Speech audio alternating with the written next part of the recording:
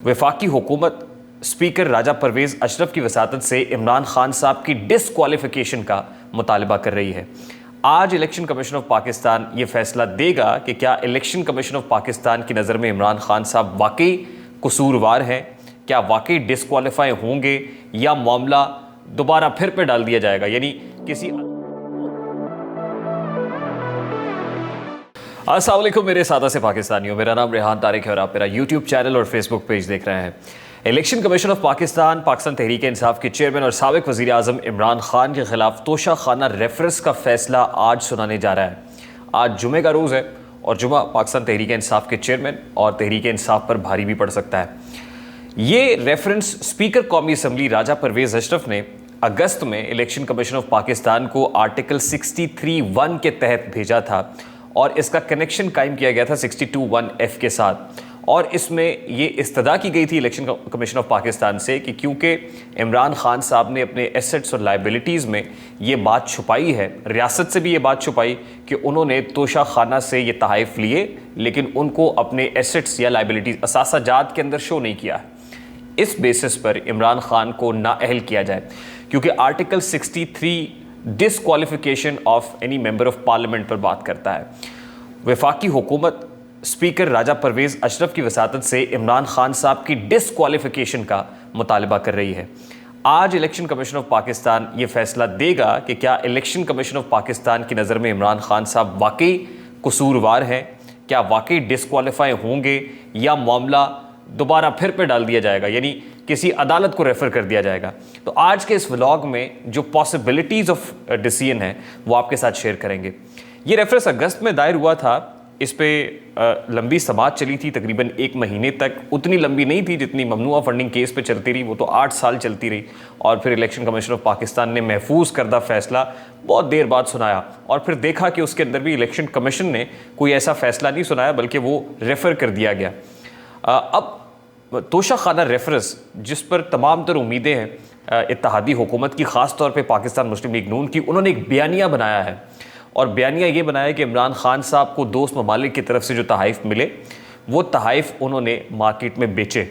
इस पर इमरान खान साहब ने एटलीस्ट जो 4 गिफ्ट्स हैं उनके बारे में तो बताया है और ये एतराफ़ किया है कि उन्होंने इसको बेचा है। जो ज़ाहिर किया गया है वो ये है कि रिस्ट वॉच है, पेन है, उसमें पेयर ऑफ कफलिंग्स हैं।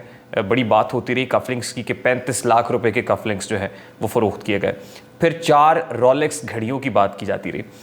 जो बताया गया ख़ुद तहरीक इंसाफ के चेयरमैन की जानिब से और जो बात सामने आई वो ये है कि तकरीबन 21 मिलियन अदा किए गए, 21 मिलियन से कुछ ज़ायद अदा किए गए और 58 मिलियन में ये फ़रोख्त कर दिए गए।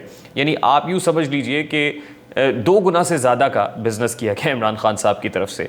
दोस्त ममालिक जो तहाइफ देते हैं वो आप तोशा खाना में, उसका एक कानून है, आप कुछ पैसे दे के उसको ले जा सकते हैं। लेकिन ऑब्वियसली ये एक अखलाकी या मॉरल ग्राउंड्स के ऊपर अच्छी चीज़ नहीं है कि आप तोहफे को मार्केट के अंदर फ़रोख्त करते हो। और फिर ये भी सुना कि जो तोहफ़ा इमरान खान साहब को दोस्त मुल्क के सरबराह की तरफ से दिया गया था, जब वो मार्केट में बिका, वो फिर उसी मैन्युफैक्चरर के पास पहुंचा कि जिसने वो बनाया था और फिर उसने कहा कि ऐसी घड़ियाँ ही दुनिया में 4 हैं जो बनाई हैं, ये यहाँ कैसे पहुंच गई। फिर पता लगाया गया, फिर प्रिंस को फ़ोन किया गया और बताया कि जी वो घड़ी जो आपकी थी वो तो मेरे पास आ गई है। तो ज़ाहिर है नाराज़ी तो होती है जब किसी के दिए हुए तोहफे को आप इस तरह से पामाल करते हैं। बात यह है कि अब इलेक्शन कमीशन ऑफ पाकिस्तान का दायरा कार क्या है या possible decision election commission of Pakistan का क्या हो सकता है।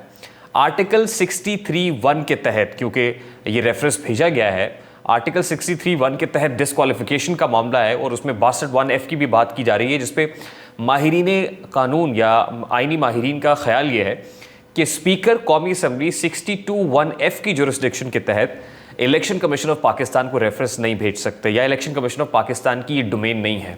यानी इलेक्शन कमीशन ऑफ पाकिस्तान वो कॉम्पिटेंट अथॉरिटी नहीं है जो किसी को 62(1)(f) के तहत नाअहल करार दे सके या वो जो सादिक और अमीन वाला मामला है उसको election commission of Pakistan take up कर सके। ये इलेक्शन कमीशन का दायरा कार नहीं है।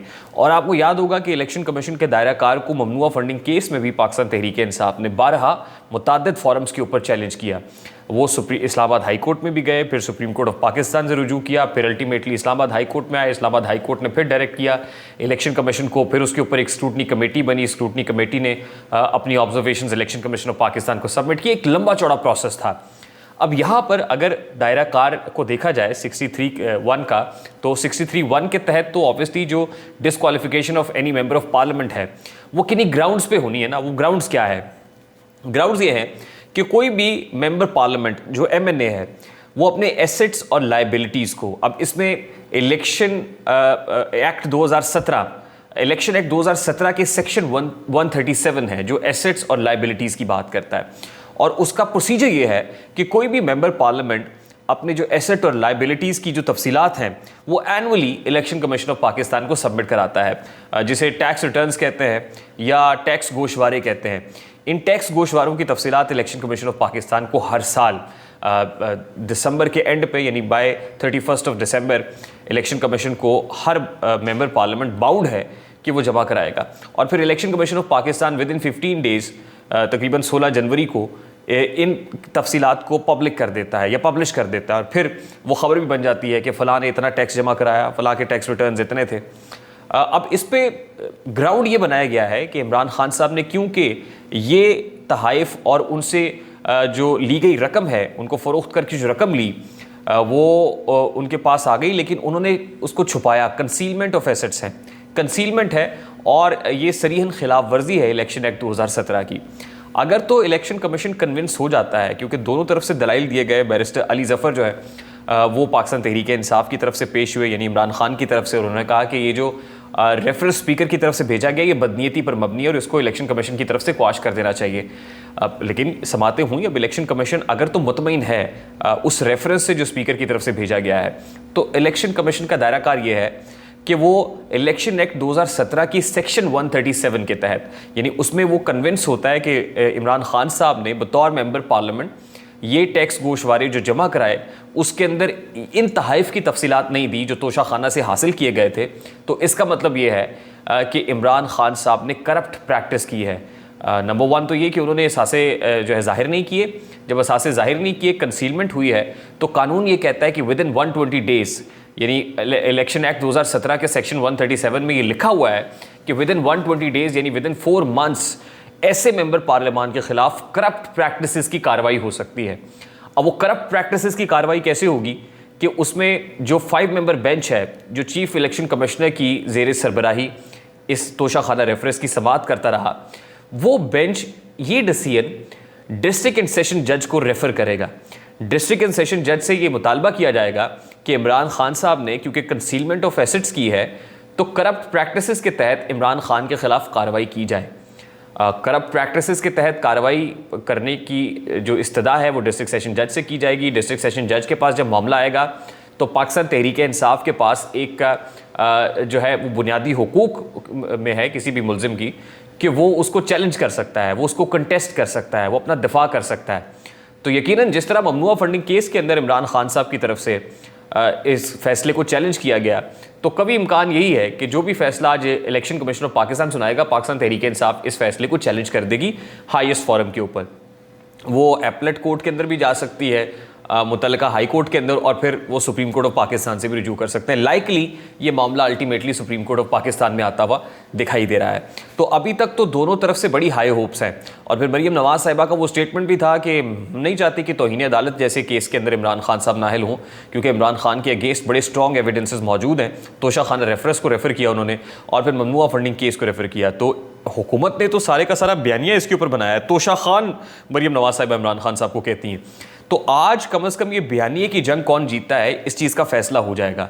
लेकिन जो मेरी सिक्स सेंस कह रही है, इन शवाहिद की रोशनी में लगता ये है कि ये मामला अभी लंबा चलेगा, ये आज होने वाला नहीं है, ये तय नहीं होगा। इलेक्शन कमीशन बेस्ट पॉसिबल जितना सख्त फैसला वो दे सकता है वो ज़रूर देगा। आज ये बात तो तय है कि इलेक्शन कमीशन की तरफ से एक सख्त फैसला आएगा। लेकिन सवाल ये है कि इलेक्शन कमीशन का दायरा कार क्या है। ज़ाहिर है वो अपनी जुरिस्डिक्शन के अंदर ही फैसला दे सकता है ना, और जुरिस्डिक्शन ये है कि इलेक्शन कमीशन इसको रेफर कर सकता है। मुझे तो लग रहा है कि वो रेफर करेगा डिस्ट्रिक्ट एंड सेशन जज को, और करप्ट प्रैक्टिसेस की कार्रवाई होगी। अल्टीमेटली इस कार्रवाई को इमरान खान साहब चैलेंज कर देंगे। ये कार्रवाई भी लंबी चलेगी, समातें भी होंगी। अब हो क्या रहा है, ये प्रेशर गेम है, ये गेम ऑफ नर्व्स है।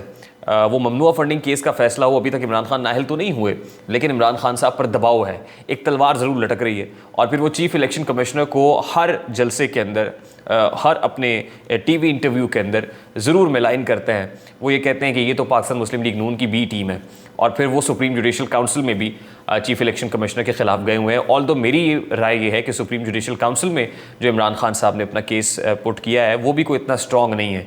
सुप्रीम जुडिशल काउंसिल में अगर सुप्रीम कोर्ट ऑफ पाकिस्तान ये समझे, चीफ जस्टिस ऑफ पाकिस्तान, तो उस रेफरेंस को भी वो क्वाश कर सकती है, क्योंकि उसके जो ग्राउंड्स हैं वो कितने सॉलिड ग्राउंड्स नहीं है जो उसमें लिए गए हैं। लग यही रहा है कि असल में एक बयानिए की जंग है।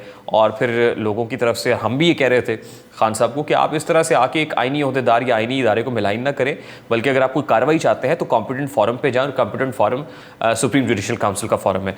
अब खान साहब चले तो गए हैं, वो भी होती हुई दिखाई नहीं दे रही।